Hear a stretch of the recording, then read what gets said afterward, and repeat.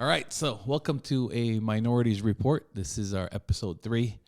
Tonight we have my homeboy Kenneth Allen Jr., right? Or better known as DJ Kentot.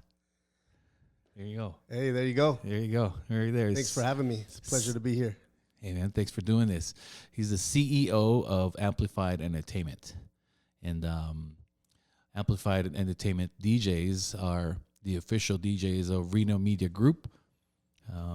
They are featured on the following stations: 96.5 Alice, 101.7. Is that what it is? Mm-hmm. Okay. 10 Country at 97.3 and Swag 104.9. Let me just read the awards that your company has received throughout the years. Reno News and Review, Best Club DJ. You got 2 awards there. Dude. Best DJ, 4 awards. Best Event DJ, 4 awards. Best Mobile Club DJ, 6 awards. Best Event Promoter, 6 awards. Best Local Instagram at Amplified Entertainment. That's nice, dude. You got that one? Yeah. It's Nice. Good. Best Nightclub DJ, DJ Kentot, 2 awards. And then Best Local Website, and then AmplifiedEnt.com. Yes. And Best Wedding Planner, Michaela Slack. And then you also had Reno Gazette Best of Reno. Best DJ 2 awards and Best Event DJ. Good job, bro. Yeah, man. Thank you. It's definitely a blessing for sure. I mean, to just be doing this so long and to have, so many people referring our business, and, the community is definitely well received. So Yeah. When did you start the business? Man, 2000. So it's been 25 years now. So, starting it that fresh, I was working full time with Scolari's Food and Drug, kind of just got my feet wet a little bit there. And it all started, in the nightclub industry as a MC. And then it just What club was that? Club 219. Yeah. Harrah's. Okay. Yeah, right on the corner of that was like Planet Hollywood, right? it was Planet Hollywood years after that. Yeah. Yeah. Okay. Yeah. Shoot. So 2000. Yeah, it's been a long time. Oh, wow, that's good, bro. That's been a while. Yeah. Yeah.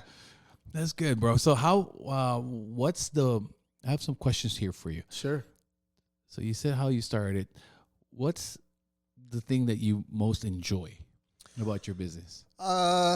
Man, they say you never work a day in your life if you love what you're doing, and it doesn't feel like work. It's a wonderful experience to be able to, entertain and to put smiles on people's faces, and, the impactfulness of being a DJ and, not just party rocking, but working with the crowd and the experience, the overall experience of it. Being an entertainer is, it's definitely it's got its up and downs, but just like anything else. But man, I love what I do. That's good. Because I was thinking, I don't think I've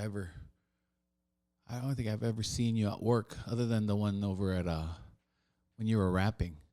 Oh yeah, I do that a little bit too. What was that over there? At, that was Dancing in the Streets at Midtown. Yeah, 2 years Midtown. ago. Yeah, 2 years ago when we joined Livingstone's. Okay. And then we just start walking that whole. Was he walking with you? Yeah, I think he was with me. Yeah, and I'm like, dude, he's like, I know that voice. That's Ken. And I start texting you and giving you a hard time. Oh, what's up, bro? You like, rapping, you rapping now? What's yeah, going you're rapping now. And you're like, where are you? Come through in the back. Yeah. Yeah. No, that was a good time, and we've done Dancing in the Streets, I think 3 years for them. We do the stage production, all the sound, the lighting. We book the bands, obviously the DJs, and that specific year was the country stage. So I had 4 DJs there. We had some line dance instructors out there, and our dance floor. And there's one specific song that it's a country song, but there's a form of country music. They call it hip hop. So it's kind of like, that specific artist is Colt Ford, and he's from the South, and he's basically rapping over country beats. So that specific song, I came in and I did the 16 rap bars and that's when you walked by at that same time. Yeah, that was pretty good. You actually did really good. Oh dude. Man, and everybody there was like, dude, you rap? It was funny. It was, yeah. So I've done it a time or two after that. That's good. Yeah. That's good, dude. It's good fun. So I have a question here because I knew about Pimp Juice. So tell me, to share with the audience, like what got you into the DJ business or just starting a business in general, like share your journey. Yeah. So, as I stated, I worked 20 years for Scolari's Food and Drug, great company. Being that long, it definitely was a big sense of loyalty to be there for that long. But my mom raised a hustler, man. I was always working 2 jobs, 3 jobs. Yeah. When I was in high school back in the day, I loved Jordans. I love, big sound in my truck. And my parents were like, you want it, go out and work for it, So I definitely attribute a lot of success to my parents and the way that they pushed me to be who I was, Yeah. But, it went from working full-time with Scolari's to getting a second job and merchandising for 7-Up on the side on my lunch breaks. And, at the beginning of my shift and the end of my shift, I would go back and merchandise a couple more stores and, get home late, and then go to school the next day. And, I started work as 15 and a half. So, Wow. it just, my mom said, you want something nice, you go out and get it, So you were in Gardnerville, right? I was, okay, yeah. Okay. I graduated from Douglas High, and and I was at the Scolari's Food and Drug down there for many years, and I was also at the Carson one, and then after I graduated, I ended up moving up to Reno, and to another Scolari's. It was the Pink Scolari's in south of town, which is now a Lee's Discount Liquor, right next to the In-N-Out there. So. But yeah, I moved up here. I kind of just did more work. I always had a second job. My second job was claim jumper. I was doing bussing tables and, still working full time with Scolari's and still getting promotions. And then I started bouncing from store to store as basically their produce manager. And every time they needed to reset a store, they started sending me to go reset the stores. And just lots of experience, Wow. and it was good, managerial skills and working with new, every time you move to a store, you got to train your staff the right way. And, maybe it's a little different than the last manager. And, so it was good. And you start creating that next generation of managers, and then they move you on to the next store. And, hopefully that second in charge moves up to your spot, So you were put in the leadership role early on, huh? Yeah, pretty early. Yeah. Wow. Yeah. That's good. Yeah. And there's some times there where, working 2 jobs and, not having a lot of fun time on my hands, but, getting to the club. I've always liked, music and entertainment. So, would go frequent the clubs back in the day. And as you know, in the wee hours of the morning, but I took a real liking to music, and I remember your GTI, bro. Oh yeah, put on that's a whole nother system there. Yeah, like 20,000 worth. Yeah, of music. Yeah, my cars, all my cars that back then used to knock, man. Like it was just something I loved, bass music. So, but yeah, going from there and then going from that scene to.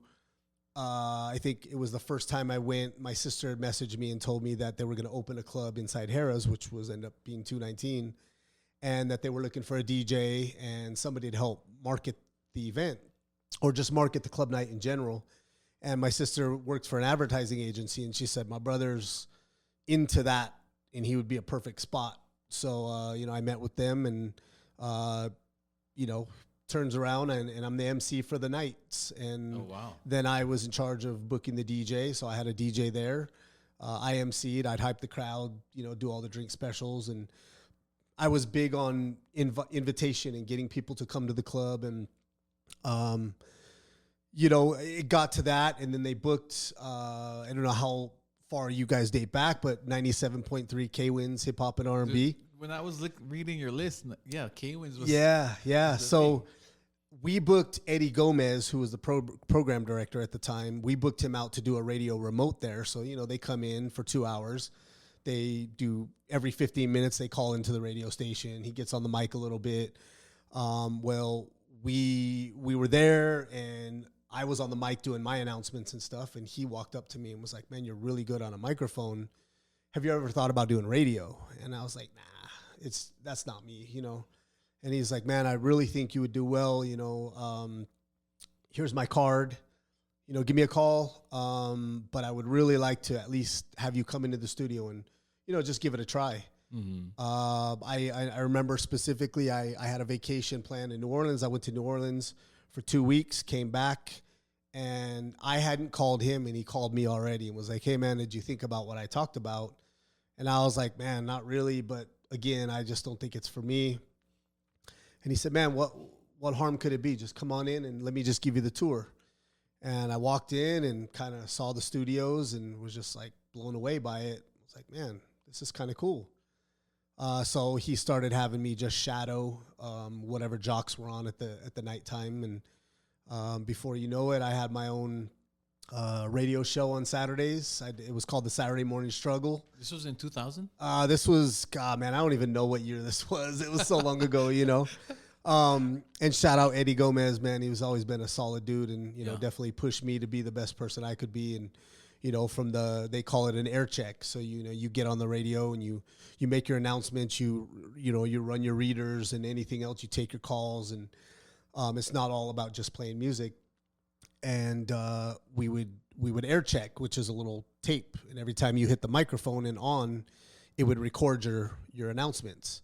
Mm-hmm. So then we'd have air check sessions. And he was, every week he'd bring your air check session in and, I'd bring it in and he'd literally play it and basically beat you up the whole time. That was dumb. Why'd you say that? You shouldn't do this. And I was like, man, this sucks, But he got me to a point where it was like, man, I'm helping you become a good public speaker. And good. So, at that time, you don't take that in. You just take it as all negativity. But realistically, he was pushing me to be a better MC. And then I started getting sent out to like Babinga to the service industry nights on Tuesdays. And I was the guy who was doing those radio remotes, calling in. And they used to do Frightmare, the haunted houses at Grand Sierra back in the day. Okay. The radio station, the old radio station owner, Scott, used to own Frightmare.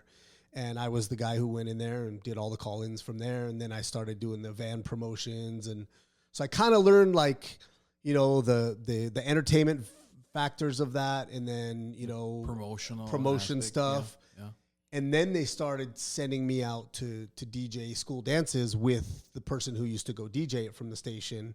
And I was just kind of like the liaison to help out and set up lighting and sound. And he would teach me kind of the ins and outs of what they had to do. But back then it was, radio's changed tremendously now. But like back then it was, that all these record labels would send CDs in and the program directors would play them and then listen to them. Oh, okay, I'll add that one this week or whatever. So I knew what was hot for what people were calling in. So for me, this specific one was Swope Middle School. Mm. So I knew already what the kids wanted to hear. So I would just have to look at the CD, find the number, put it in, hit play. Back then it was no mixing. Like I didn't know how to do any of that, and did really well doing that. And then they started sending me out on my own to do it. And then I started setting up the equipment. So about 2.5 years later, I spoke with Eddie and I said, hey man, I think I'm going to start my own DJ business. And he was like, wow, like more power to you, brother. Like if you're going to go do that, I wish you the best of luck and, you'll always be welcome here.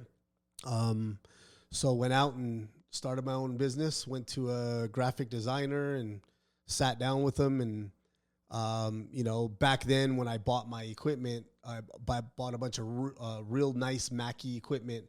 Back then they used to call them amplified speakers. And today they're called powered speakers. So I talking to the guy, he's like, well, let's create your logo. How do we start? And, and what's your name of your business? And I was like, man, I don't know. I don't even know yet, That's why we're here. And he's like, well, tell me about what you do or what you're planning on doing. And I said, well, I went out and I bought a bunch of, $30,000 in sound equipment. They're all amplified speakers. And he goes, stop. And I was like, okay. And he was like, amplified. Amplified entertainment. And I was like, say less, man. That sounds great to me. And that's literally how I came up with the name. Oh, So, and he goes, give me 3 days and I'll have a logo made for you. And sure as stuff, 3 days later, It's still the same one, right? oh man, I probably have 50 different versions of my logo now, but the OG logo looked like it was a rip out of a newspaper, and it was like too torn. And it, back then there was no websites. Yeah. It was, it was before the web. So it was Amplified Entertainment, had my phone number on it, and back then it was our MySpace. Oh, dude. We had 13,000 MySpace, Mikey? friends on MySpace. And we How were many? popping 13,000. So our MySpace handle was myspace.com/Reno events. And, that was a great handle to have, Reno events. But realistically, why wasn't it Amplified Entertainment, which it probably should have been at the time. But you go through those things and everyone's like, as soon as the web came in, oh, you got to get a website, you got to do this. And I was like, I already got the crowds, man. I don't need no stupid website, and then after a while, I was like, man, I need a website, Yeah. So as you start learning the business, and what demographics you're trying to go for, and you have all those ups and downs and trials and tribulations of how do I gain more business, and so website traffic, SEO, all the things that you had to learn don't all know that, back huh? then, Yeah. and then the ever evolving world of social media and the different platforms, and we've always been pretty popular on social media, and it's because we stay active, and and that's another reason why people love to book us, is because no matter whose event we work for, we're posting that event, whether it's our event or their event. We're still treating it as it's our event, so we're pushing, and those clients really appreciate it, especially if it's extra tickets sold or extra eyes on their event that they didn't have before. So you and your other DJs, how many? Okay, so sounds like you started in 2000, right? Yes, And then just as a sole op, just by yourself. Yeah, pretty much. Yeah, I had one other guy who was kind of the brains of the MySpace and kind of did all the background work. And if I needed to send a bid out to a client, he was the guy that did it for me. And but it was two of us. Okay.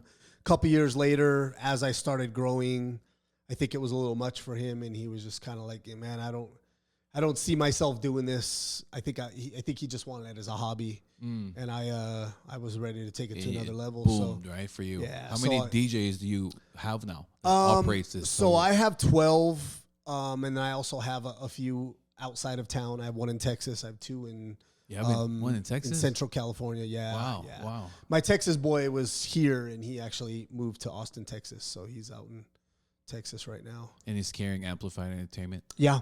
Nice. Yeah. That's And I fly good. him in. He does some of my events here, and just depends on when I need the guys to come in, and it's all just a call away. I remember you were doing gigs in Oregon too. So back then, yeah, I was doing a lot of touring, and I was doing a lot of concert bookings, and when the Knitting Factory was here, which is now the Virginia Street Brew House. When they were here, I did a lot of bookings for them as my own events, but I also helped them book their own. And then when they booked events and artists, I would either DJ for them during their events, or they would hire me to advertise for them. Mm-hmm. So either way, I was kind of involved in all of their events. And as I was doing talent buying, they call it, when I book a band for Reno, buying one date with a band is fine. You're going to pay the rate that they want. But if you want to go from Reno to Bend to Boise, now I'm booking 3 days. I have a little more buying power to the band. So now I can talk to them and say, hey, if your rate is this, if I give you 3 dates plus travel, will you bring it down to this? It's all negotiation. Oh, okay. At that point. I see. Yeah, so that's what I started doing. I started going to Bend, Oregon, and I started going to Boise, Idaho, and there was a knitting factory in Boise. So you just kept morphing for you. Yeah.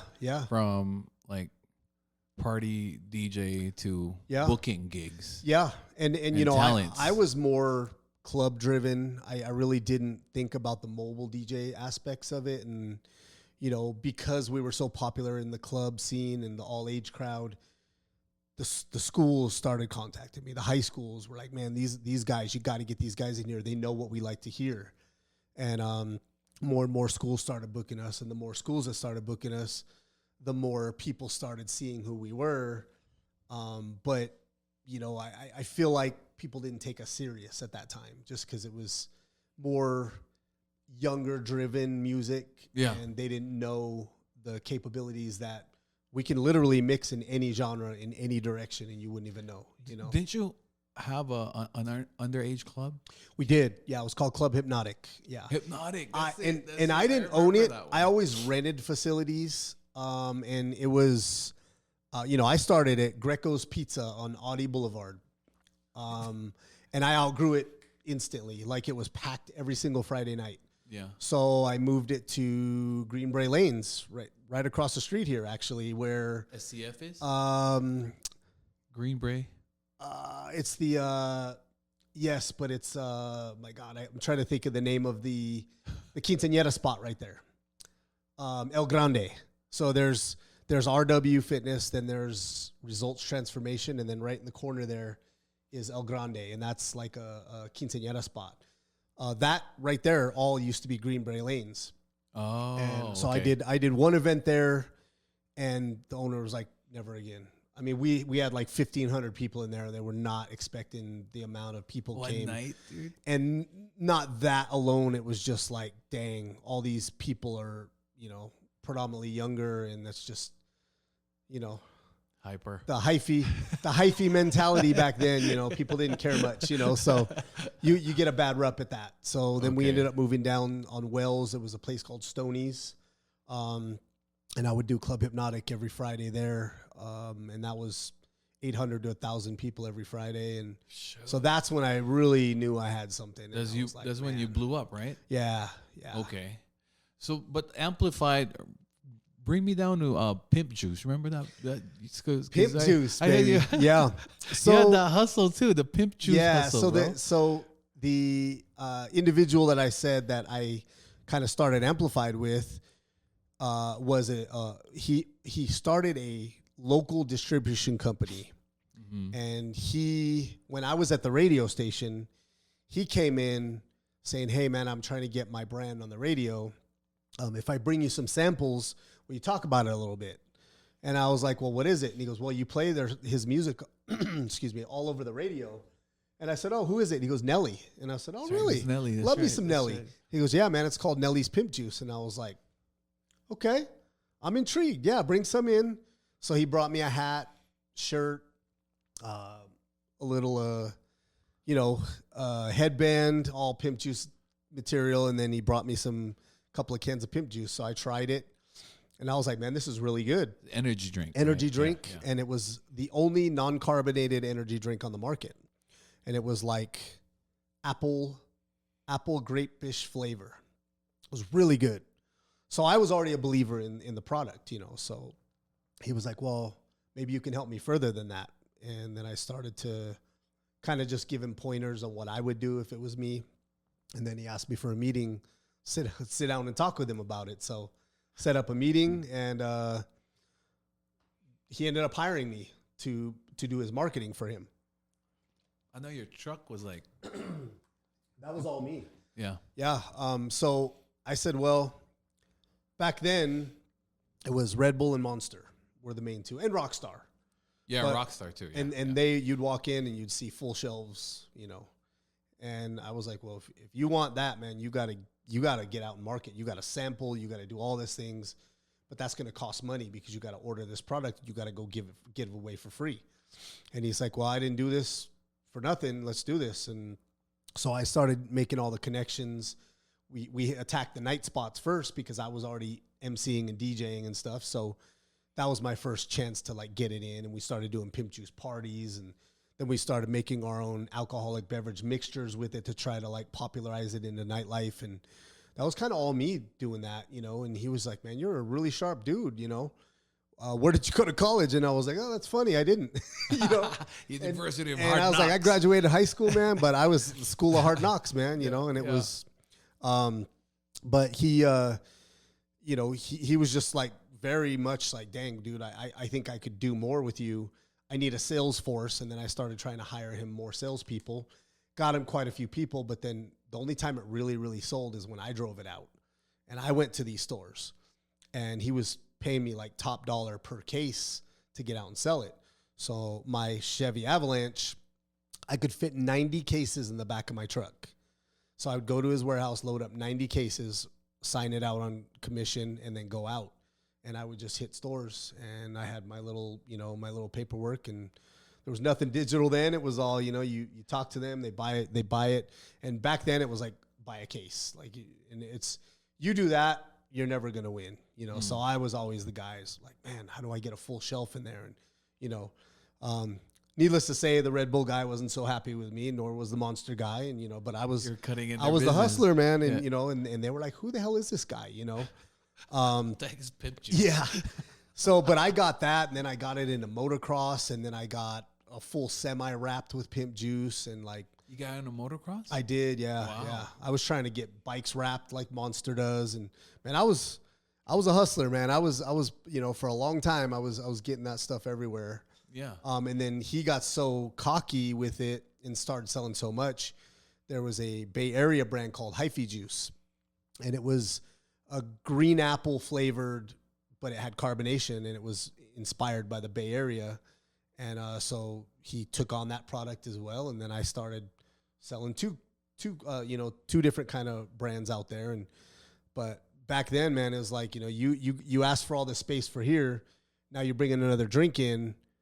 They're very, I don't know about Weary this about next that, brand. yeah. Yeah. And then you're like, okay, well, if you cough up some of your space or your other brand, we'll let you. So now you're in there cutting shelves and, do all the things you got to do, man, to try to, make it work. And so, needless to say, we started selling pallets of that stuff. And, it was a lot. So, Yeah, but yeah, that's kind of how that worked. And, I think I did that till I had my oldest daughter. And I said, man, I got a kid coming. I can't be out in the streets.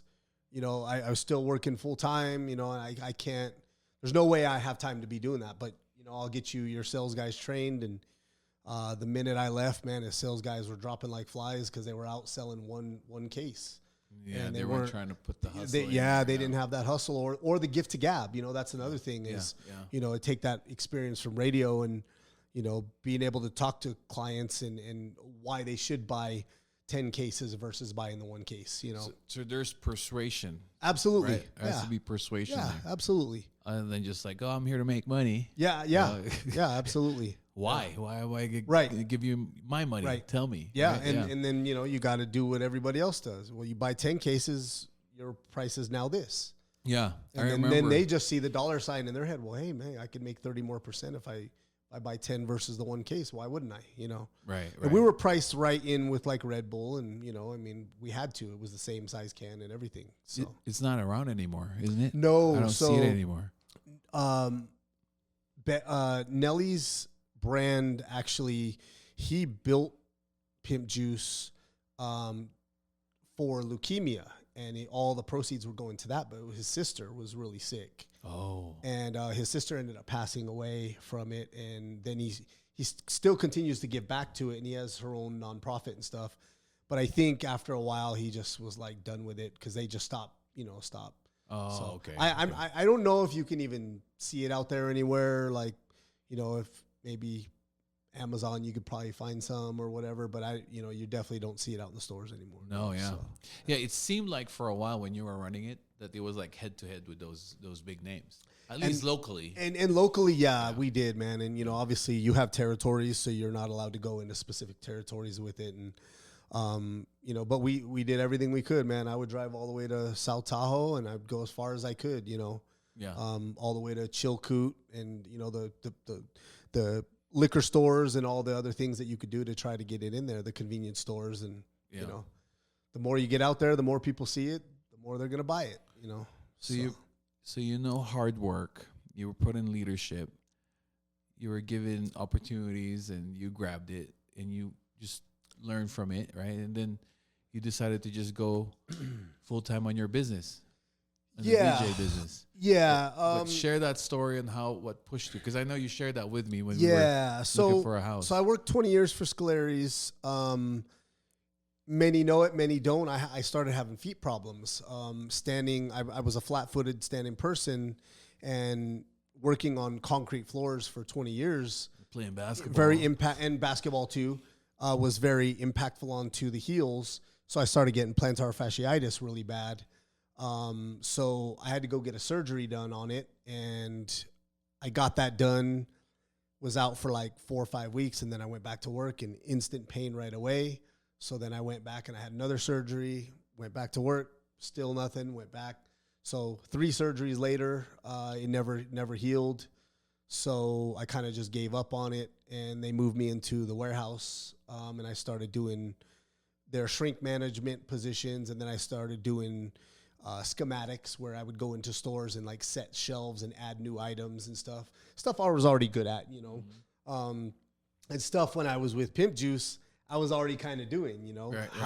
How do I fit all of this into this little space, you know? Had to learn some softwares and stuff to be able to make that stuff happen. And then we would do resets where I would come in and grab all of the vendors, and we do an overnight and just come kind of, you go into a grocery store sometimes and you're like, oh, the bread was on this aisle.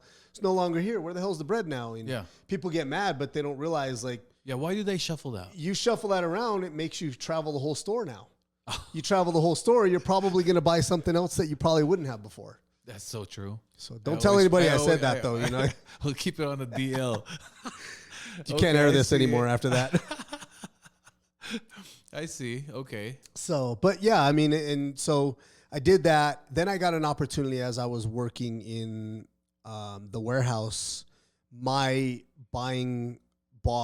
purchasing boss, his wife worked for Pepsi, and they were looking for a salesman to go out and do their C-store route. And he remembered the Pimp Juice stuff, and he said, man, you already sold beverage, man. You'd be really good at it.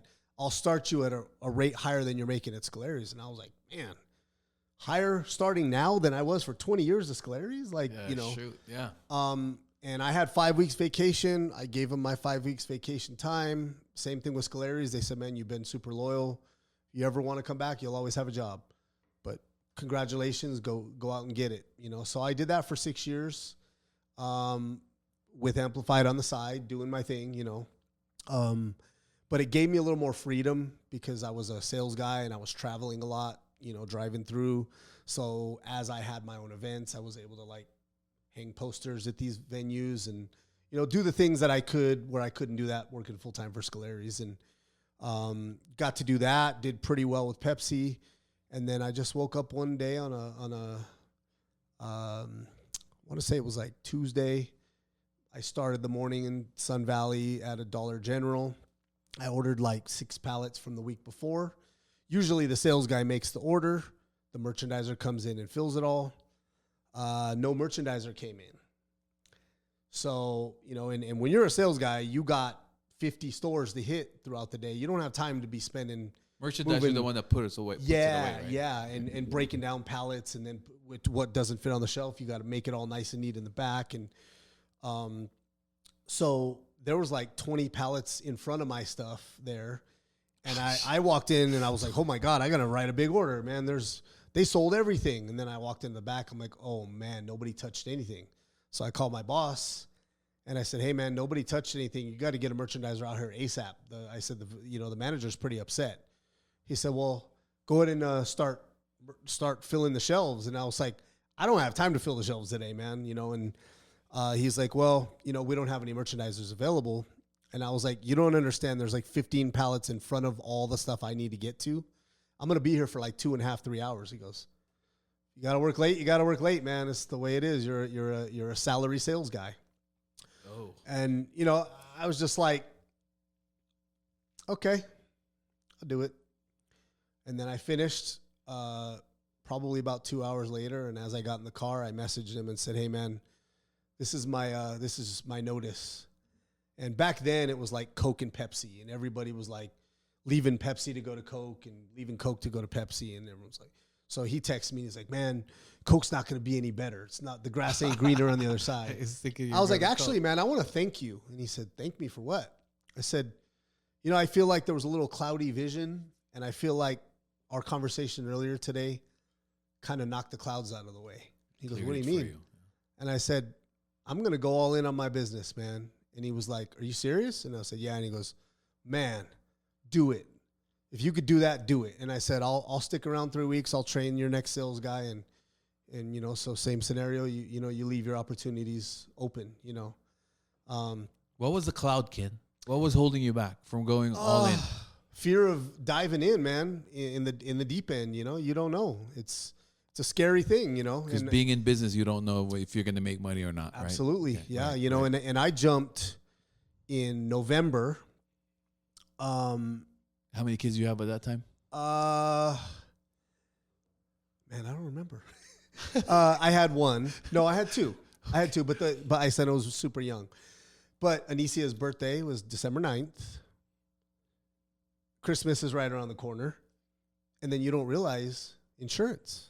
That's when you quit. All the things that you have that you take advantage of, or you just think nothing of it.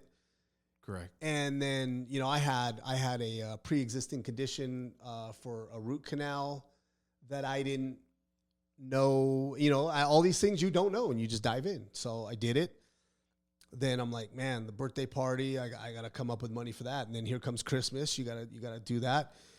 And then when your insurance stops, then it's like, oh, hold on here. You got to buy your own insurance. Not only that, but you got insurance for your own family. I'm like, correct. Oh, man. The babies to worry about. Nor did you know that, you know. And so I didn't think anything of it. Just got through it. And one day I went to the dentist. And then I looked, we took a look at the tooth, and they said, okay, perfect. Who's your insurance? And so I was like, well, here's the new insurance. And they said, oh, no pre-existing. Cost me $5,000 out of pocket. Dang. And I was like, life of the self-employed, man. Wow. You know, so I figured if I could do that, you know, then I could do anything, you know. And I remember a specific talk with Sherilyn, my wife, and you know, she was like, I can't believe you did that. You know, I'm so worried. And I said, look, I promise you I will not fail my family. She said, I'll never bring it up again. And never had to. Yeah. So, good, I mean, once dude. you took the focus and really focus, and that was the dark cloud, really, it was. And, you know, once that moved out of the way, and the more attention I put on my brand, the more attention it started receiving, you know, from others. So You basically were all in, right? You was all in. There's this thing that they talk about in the stories if you're trying to get, you know, into business books. There's this one captain where his ship landed in this one island, and then he burned the ship. And then he told his men, like, we better conquer this island or we're dying here. We're never going back. So Yeah. kinda, what you said kind of made me think about it, you know? You're all in. You're Yeah. all in. Absolutely. Yeah. There's no turning back. You know? Absolutely. We Yeah. make it or we die. Right. And, you know, you take opportunities, and, you know, another thing, I used to meet a lot at Starbucks and all these things. And I think I ran into you a couple times. Yeah, you remember seeing him there, Mikey? And every time I run in, you're like, man, every time I see you, your posters are everywhere, bro. Yeah. You're taking over the city. And I was like, man, thank you for noticing that, you know. But those meetings were meetings that I was hoping I was going to get hired for something. I was, maybe it was a person that owned a company and they might need a DJ, or they might have an event coming up, and I'm literally trying to sell myself to them. And, you know, whether I'm doing a free event for a nonprofit or trying to figure out a way to get my name out there to more than just the nightclub industry. Right. And that took a long time, man. I used to go to meeting after meeting after meeting. And, you know, my wife used to say, God, you go to so many meetings. And I said, well, you know, I could go to 15 meetings, but it only takes one. I get one booking. I made up for the 15 meetings right there. You get 14 no's. All you needed was one. Right? And I was it'll make always it up the for sales guy. Didn't matter. The amount of stores I went in to try to sell Pimp Juice, and I got told no. You move on to the next store, you know. And That's good. I like that. You know, when you go and same thing with Pepsi. You know, you work for PepsiCo. You get 14 new Mountain Dew flavors come in every year, and here comes the new 2 ones, and you got to go into those stores and sell them. And they say, man, your shelf is full of Mountain Dew, and you want to sell me 2 more brand new Mountain Dew flavors? Hey, man, don't shoot the sales guy, but I'm here to sell 2 more. How is that arrangement, Ken?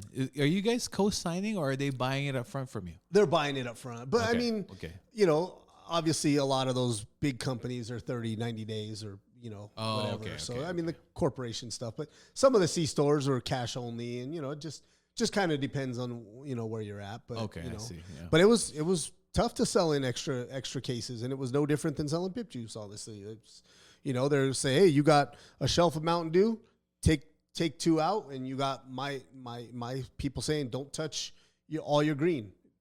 Add the new flavors to another shelf. They don't have any more shelves left. What do you want me to do? So we used to say, oh, let me go get the shelf stretcher, and like, it's not happening, So you have to cough up some of your own space to get it, or you push somebody else's space out, and then the next day you come in and your stuff's gone and you're trying to figure out where it's at. It's sitting in the back because you pissed somebody off, Yeah, So yeah. So that's good. Like a lot of your experience from your previous jobs, you carried it on, obviously, to your business world. Yeah, I think in general, everything you learn every day, for the most part, you use it, right? Or you should take it in here, as you may use it later. Mm-hmm. And there's things that I learned back then that my parents taught me that I still use today. You just don't ever know. Right. So, the other thing that I wanted to bring up is, maybe many of you, or maybe some of you don't know, but Ken loves the Filipino culture, right? absolutely. I met this guy. I thought he was half Filipino. Yeah, man. You were talking to me in Tagalog at the basketball court. Cho, laro ka? Like, yeah. And I started talking. I was like, oh, I just know that couple words. But then tell me how you got into with the Filipino community. So when I was in Douglas High, I had a friend named Romilly Sanchez, who was probably the only Filipino guy in the school. I was surprised that there's a Filipino guy. Yeah, in the 90s. in Douglas, right? So, and his sister Russ was, I think probably 3 years ahead of him. But then I met him, and he was I was into music, and I was into dance and all the stuff. I was Vanilla Ice. And I was the Vanilla Ice. He was the MC Hammer. He always really? He wore the hammer pants. So we clicked instantly, and like we started hanging out. We started going to do all the MC Hammer dances and all the things. I saw the picture. That's the only reason why I know. Oh man. So and so he was just like, well, all my family lives in Tahoe, and so I was like, well, let's go up to Tahoe. So I started going. The amount of times I took Kingsbury to go to Tahoe was probably 2 times a week. So just about every weekend to go hang out. And then I was into basketball, so I started playing up there. And there's a lot of Filipinos in Tahoe. So his whole family, obviously, all his cousins that were up there. And at Bijou Park, all the Filipinos would play. So yeah, I started playing there, and then they started knowing who Kentot was, and so that's right. Then they were like, "Man, this guy's hella good," So we that's where the legend started. Yeah, that's where the legend started. So, and I think we played I used to come to Reno quite a bit because Tom Bonker and so you met Tom in Tahoe. Yeah, I met Tom in Tahoe, and then we started coming to Alf's to play. Maybe once a month or something. And when Tahoe came, it was a big deal. So Reno would always show out. And I lived in Reno, so I knew everybody from Reno. And, we'd fill up Alf's, and it'd be like Filipino, probably 80% Filipinos probably playing, and yeah. This was in the 90s. Yeah, this was a long time ago, yeah. But, and that's kind of how that, I started like getting introduced to the culture, and I knew nothing about, and I, the family aspects, the food, obviously, and is beefsteak still your favorite? Oh, up to now? I think something else beat beefsteak, but my favorite is crispy pata, as you know. Is it know that? Oh it was beefsteak. It's still both, bro. But like, you can't mess with the crispy pata, bro. You gotta have it. So I'm mad at you for closing your restaurant, by the way. We weren't in the marketing gig yet. Yeah, you see, if I was there, I would have kept you yeah. open, bro. You would have been. I should have known the things I know now. Tell me about it, man. Tell me about it. Yeah. I messed up on that one. I charged to experience. It's never too late. Yeah. No, we got the other guy doing that now. Yeah, exactly. What's his name? Anthony. Yeah. I think he's doing it now. But yeah, so Tom introduced you here, and then you fell in love with the culture. Yeah. Yeah. And then I ended up going to the Philippines in 98 with Tom and John and his family. And I remember specifically, they lived in Siquijor. So we were going to go to Dumaguete, where some of his family lived, and then Siquijor was the rest. And People thought you were Pinoy, right? How? Yes and no. So we got there, and we had no plans on staying in Manila at all. And then PAL went on strike right when we landed, so we weren't able to take the flight to Cebu. So we were stuck in Manila for a whole week, and fortunately, he knew somebody there, and we kind of hung out there. But so it was good to be able to like sit there a little bit and move around in Manila a little bit, and then go on to Cebu, and then take the Super Cat over, and it was good, man. We had some great times over there, and That's good. Yeah, You loved it. Oh, I loved it. Yeah. I bring that up because I wanted to talk about how many Filipino concerts did you bring over here? So we produced. Yeah. I think 2 or 3 at the time. I remember Pops. So we did Kula Desma, Pops.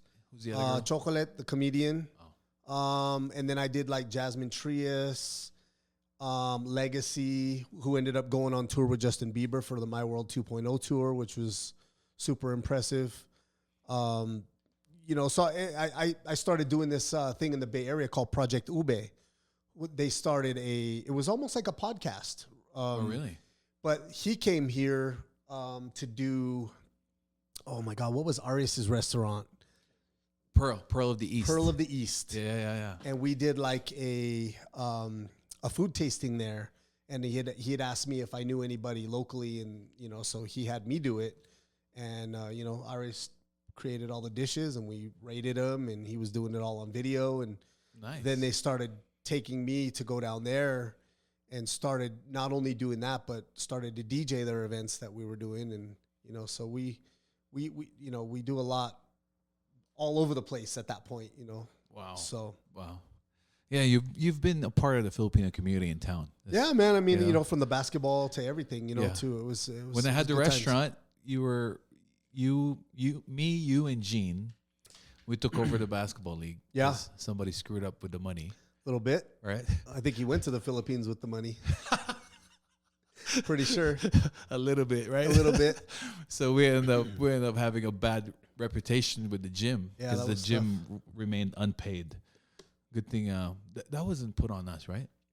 He ended up sweeping that under the rug for us, knowing that we had nothing to do with it. Yeah.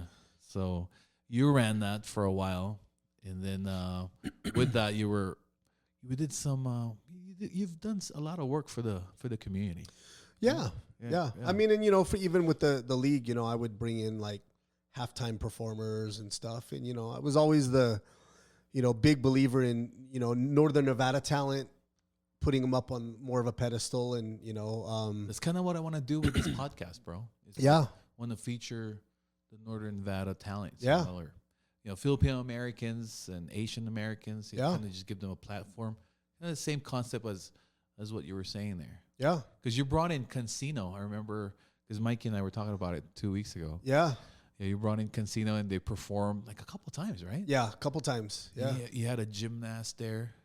Yep. Like, was that Yeah, we did, man. We had so many different things in there that we, and it was just things that people didn't expect too, dance groups, and Yes, so. you did. Yeah.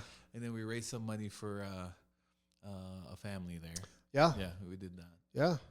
That's good, man. It's crazy when you look back on all those times, and you don't realize it how much you've done for your community, and because even past that, man, my brand has been involved with a lot of nonprofits, to help raise money for so many different things, and families too, whether we're doing car washes for families, and so during COVID time, you were doing something.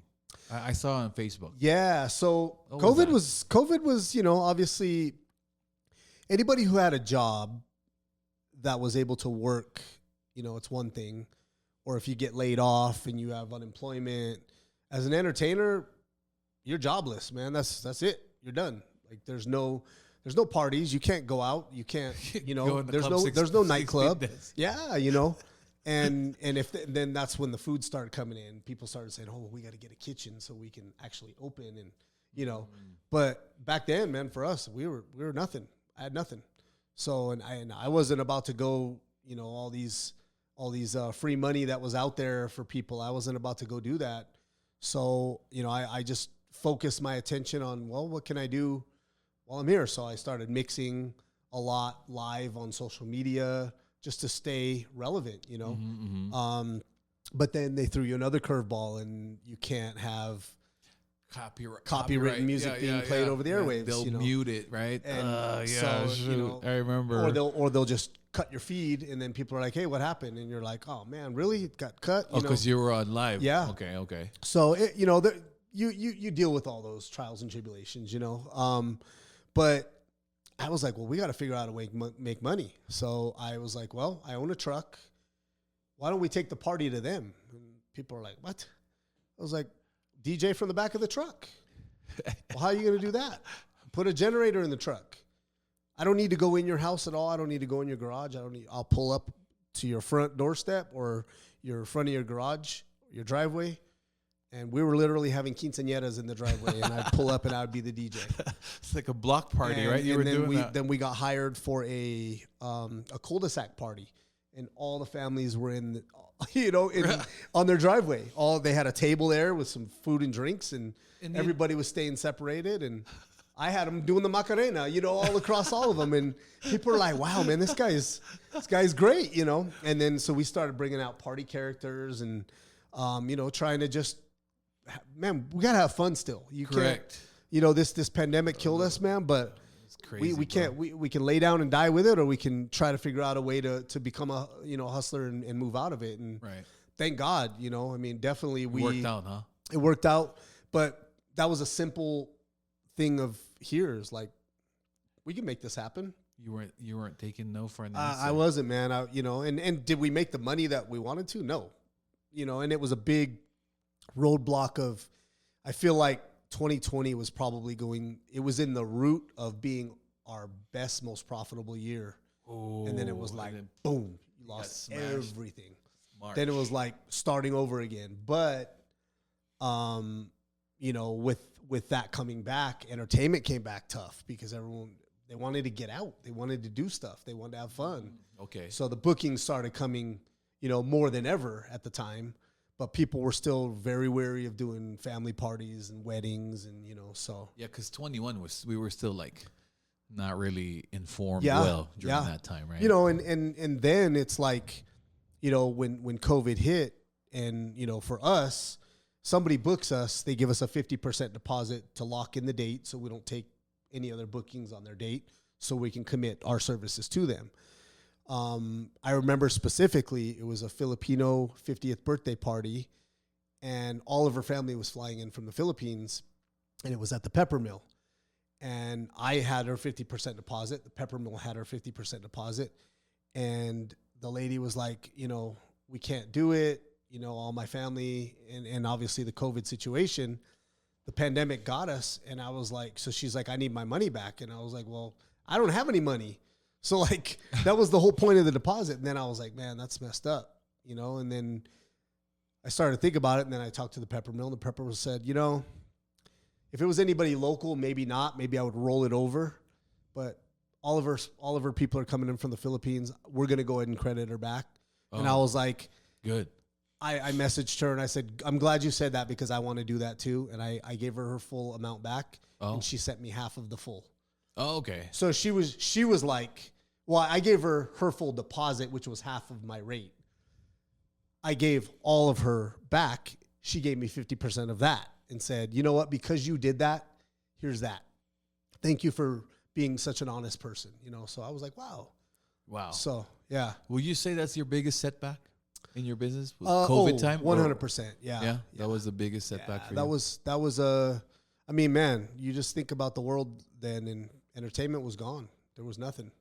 You talk about when basketball games started coming back in and there was no fans, and they had all those little stupid LED walls with, fans there. Yeah. And it was tough times, man, but yeah. It's weird. Yeah. It was a weird time. It was, man. It was a very dark time, and you look at we used to drive through downtown. It was just so dark and Yeah. casinos were closed, man. Ghost Are you towns. serious? Yeah. You know? Ghost town, dude. I Yeah. was like, So it was scary. It was scary times, and not knowing what's happening in the future is, I mean, but it's no different than today. I don't know what's going to happen tomorrow. I don't know what's going to happen next year, but I'm going to work every day. Blessed with the opportunities that I have, and very grateful for everyone who's entrusted in our brand to deliver, for whatever it is, whether it's a private function or, a large scale event. We're just blessed to have those opportunities, and, yeah, you take on everything, huh? You got Oh, the absolutely. weddings, you got concerts. Yeah. You got graduation, we prom. still do birthday parties. We do everything. Absolutely. Yeah. Yeah, I like that, bro. That's good. So that was one of my questions, was what any challenges that you faced that almost made you end it, or doubt your decision. I don't think I've really had one of those moments. I've had some tough moments, like some losses. Like I got a little cocky doing, concerts and buying artists to come down here. And, there was a knitting factory, then there's Cargo, and then there's, Sands was doing a pool party. And I had a couple artists here and a couple artists here. And then I had DJs here. And they're like, man, you're doing 3 events on the same day? You're crazy. And I was like, one's hip hop, one's EDM. The other one's a pool party, and they all flopped. Oh, And I lost a lot of money on it. So then you look back at it, and you're like, hey, man, maybe you got to reel it back a little bit. you were and exposed a figure lot, out, huh?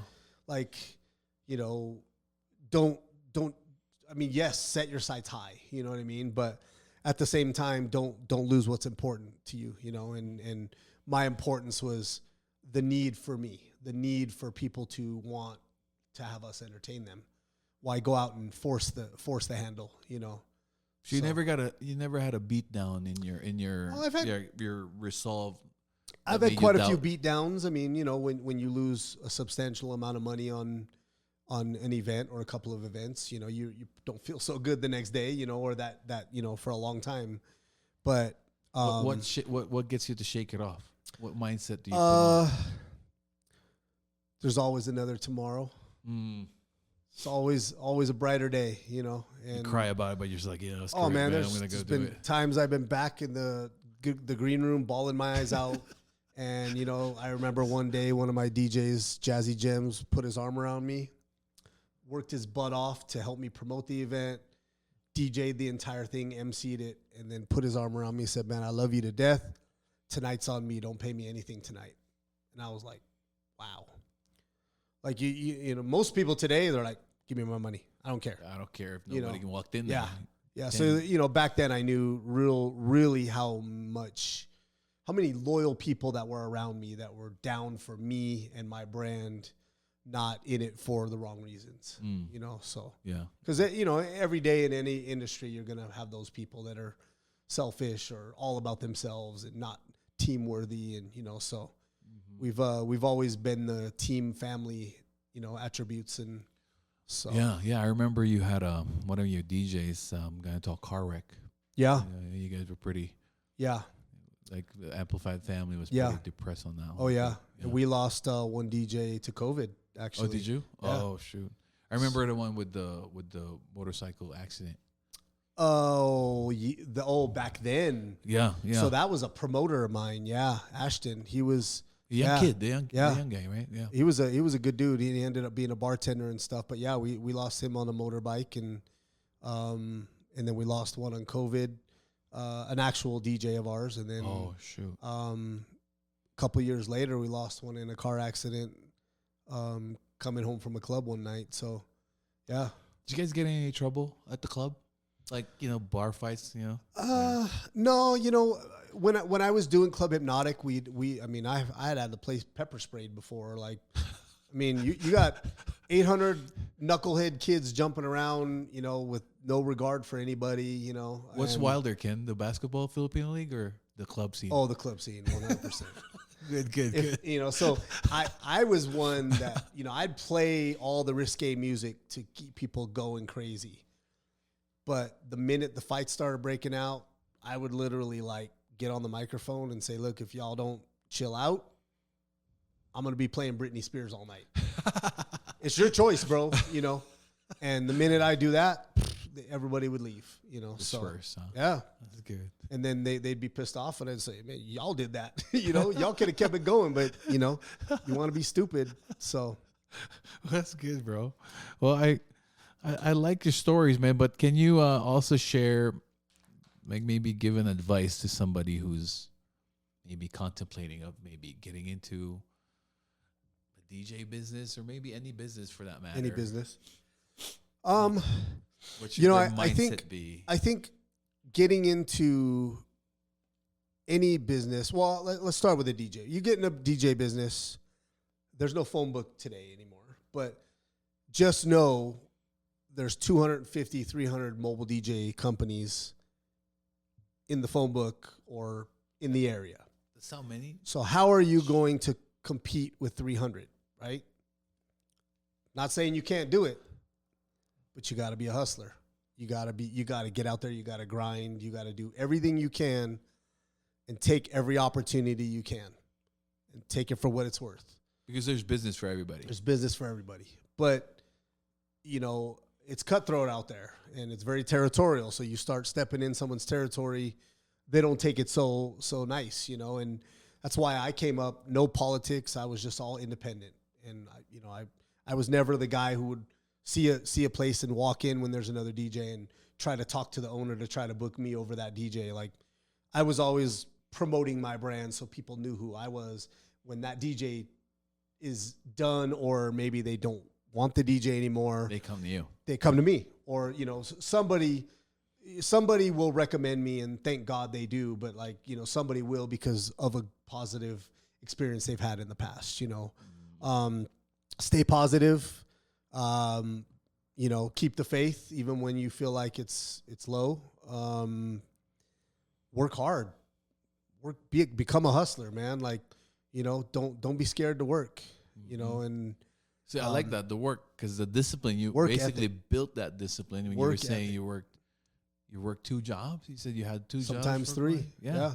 And then when you're running your business, some people think when they run their business, they're just going to be sitting pretty and just ordering people around. Right. Little did they know, if you're your own boss, you're your own employee as well. Yeah. Right? Absolutely. Yeah. And, you know, you know, I have probably 25 staff members that we do for many of the production stuff. And, you know, one big thing for me is, like, I'm nobody's boss, and people will call me boss or jefe. And, like, I'm your brother, man. Like, don't call me boss, you know? And I work right there with them. You know, I'm in the trenches with them every day. I don't boss them around. I'll teach them everything I know. You know, if they mess up, maybe I'll tell them how not to mess up. But I'm not the one that's just going to sit there and chew your butt. And, you know, I mean, unless you do something really dumb. But, you know, at the end of the day, like, we're all learning in this game, and we're all, you know, just happy to be here, you know, at the end of the day. So, Yeah. So far, it's been a good decision for you then? absolutely. I wished I would have done it 10 years earlier. Yeah. Because you've been in it for 25 years Yeah. now. I wished I would have jumped earlier. Yeah. But, man, it was so scary, you know. Right, like, right. when I finally did. Like, if I'd have jumped 6 years earlier and not went to Pepsi and did it then, where would I be today? The scary part is you're not guaranteed, No guarantee. right? No guarantee. Unlike when you're employed, you know what you're going to get next Thursday. Yeah. Right. And you take that for granted. And, you know, everybody's I like, oh, agree. you know, paycheck Friday, cool. Or some people, I got paid every week at Scolari's. People get paid every 2 weeks, but you have that check guaranteed to come Correct. if you work, you know.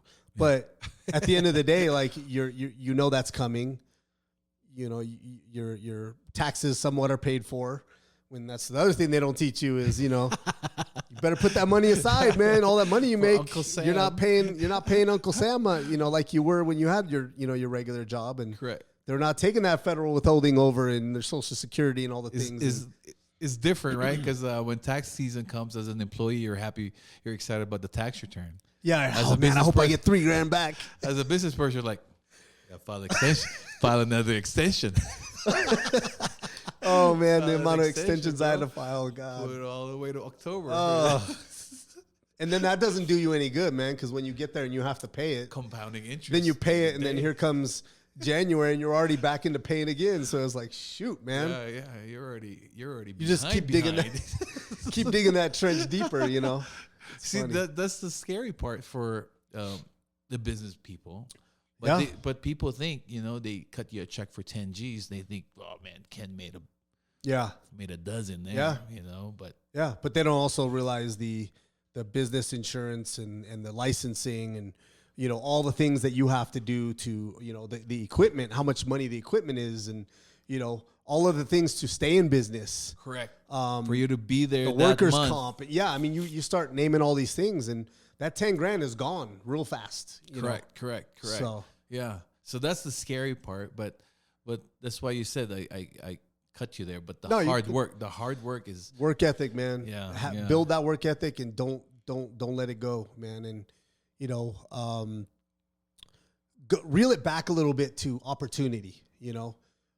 Back when I had people come up to me and say, "Hey, man, I'll have an opportunity for you."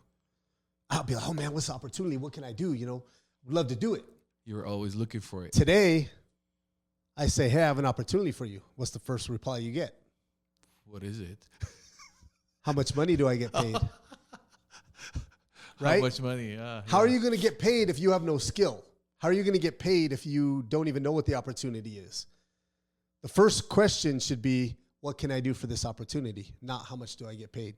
And COVID right there changed a lot of that. Wow. Everybody expects to be paid with no skill or expects to be paid. You got people working at McDonald's that are making $15 an hour. Man, when I topped out at Scolari's, which, I don't know if it's bad to say or anything, when I worked in the stores, I was $16.50 an hour, $16.80 an hour. 20 years, right? 20 years, bro. Dude, yeah. So, that's why when you look back at today and you're like, man, you got people with no skill, no college degree, no nothing, and you're going to ask me, ethic. and bad work ethic, and people are flaky, they don't want to work, and then the people that do work, oh man, I worked 4 hours today, I'm so tired. Like, what?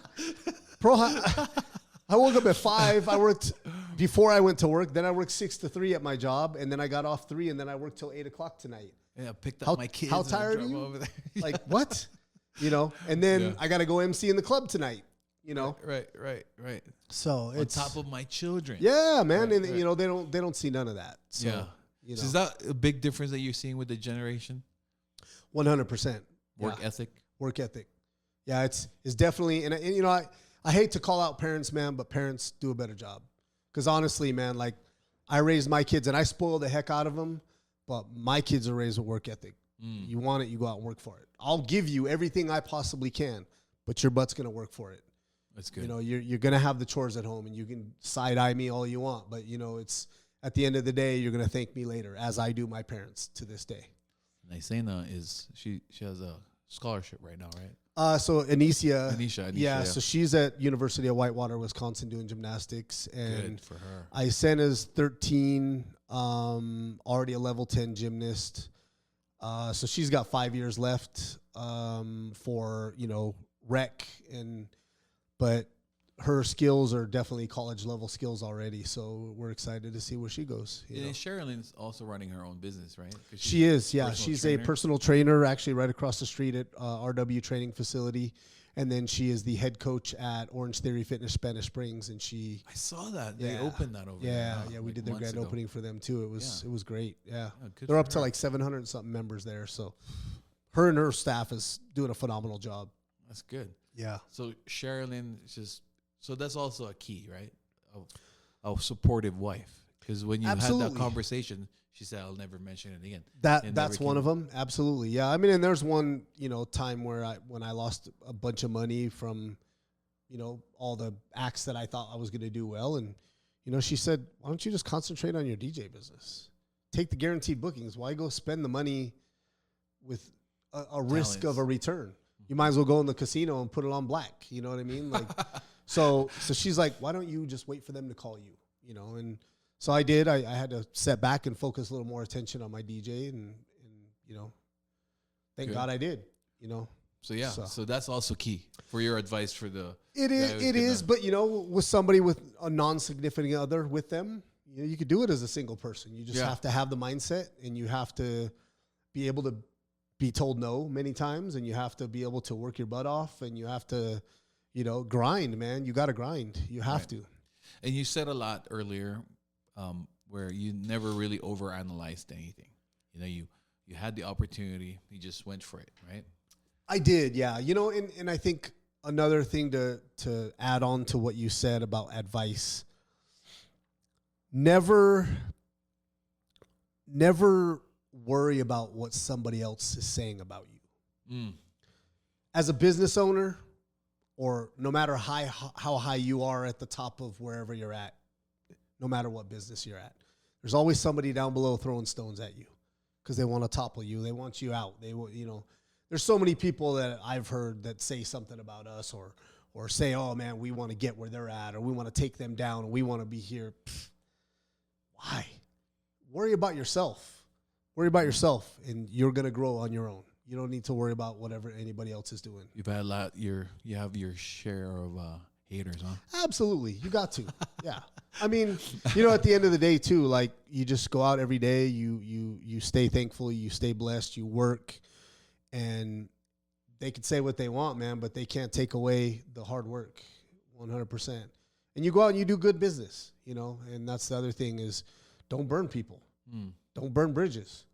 I go out, and every day that I work with people, I show them love every day. Even if I know they've said something to me, I'll walk up and give them a big hug. Yeah.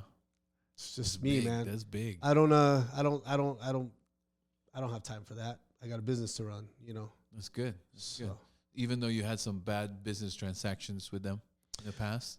yeah, Just yeah. ignore it. Or yeah, Move on. exactly. Move yeah, on. you just know they've set their place in your life or outside of your life now. But yeah, you just know that's that ground that they stood on, and that's where they're going to stay, So that's your big not to do. Don't listen to them. yeah. Yeah. Yeah.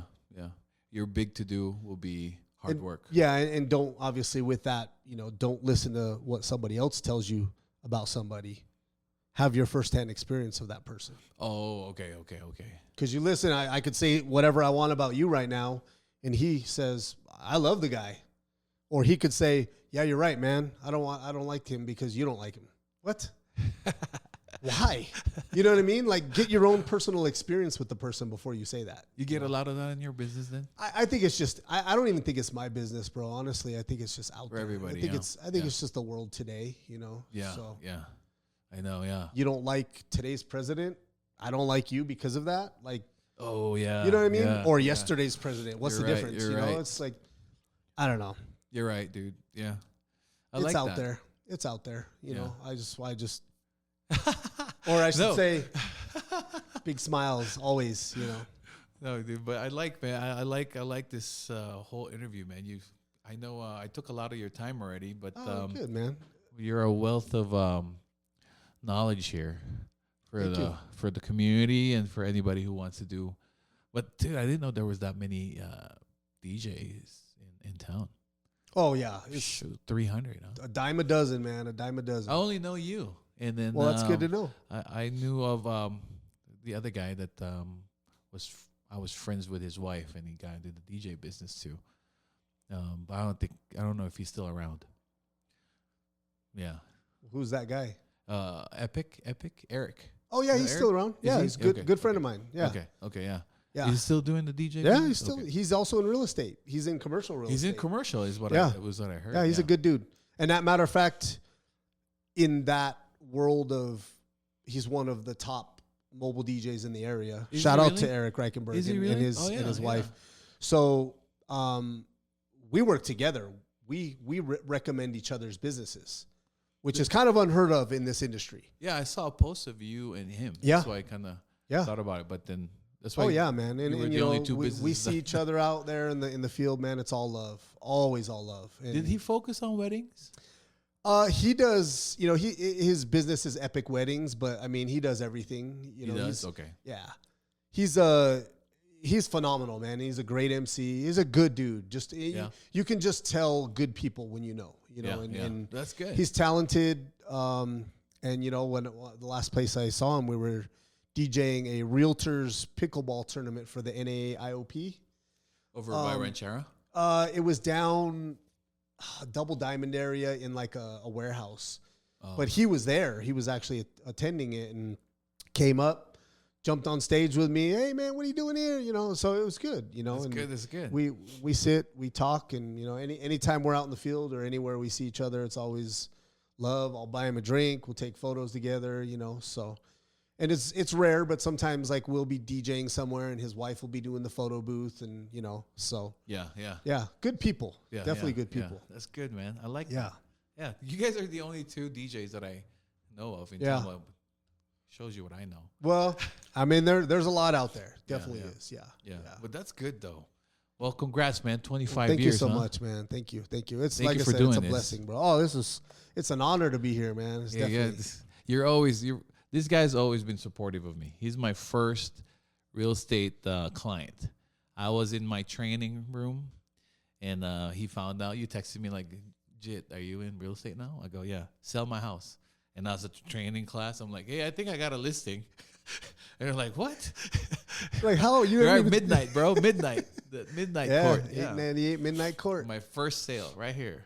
So That's awesome. cool, man. All right, bro. We're gonna close out with that one. Unless you have anything else you want to share, you could give you a shout out on for your business.